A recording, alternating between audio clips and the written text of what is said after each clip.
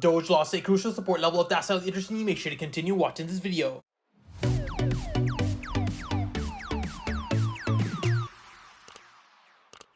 If you're interested in free trade updates as well as free technical analysis updates in terms of all of your favorite charts, check out the link in the bio. Join our community. We're pushing nearly 2,600 members. Hey guys, Pingu Charts here. Welcome back to another Doge analysis video. As always, if you do enjoy my content, make sure to hit that like and subscribe button. If you guys are interested in 35,000 trading bonus, make sure to check out the link in the bio. Now, ladies and gentlemen, as you guys can see on Doge, we ended up losing a crucial support level here at the 0.257. Now, of course, this level I mentioned in the previous video as well was a crucial resistance, and ideally it should have acted as a crucial support. You can see we saw multiple retest opportunities. The exponential moving averages flipped to resistance. There was too much bearish pressure, and then we ended up losing that support level. Now, I've talked about this many times before, but you want to see in terms of a bullish momentum candle is of course holding above the EMAs, using them as support, and then of course taking out the wick high, and that usually means it's a continuation trade. You can see a perfect example of this on previous price analysis when Doge of course was using the 24-cent level as resistance.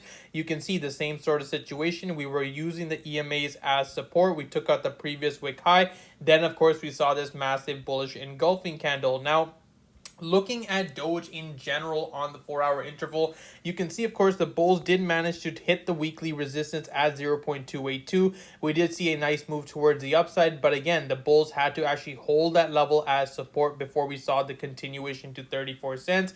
And you can see that we pretty much saw a failure pattern right after we hit 0.282. What I'm paying attention to as of right now, though, of course, is to see whether or not we can try to break back above the exponential moving averages. If, of course, using them as support and we see another leg opportunity on Doge, then this is going to be the confirmation for us to be looking for the 34-cent region. If you look here, even on the daily structure, you'll also notice something very important. Doge right now bounced off the exponential moving averages perfectly. For those of you that were part of Telegram, I did mention to you guys that we are looking for EMA retests on Ethereum, on Bitcoin, across the board, and this is exactly what I was worried about, was a flush opportunity into the exponential moving averages.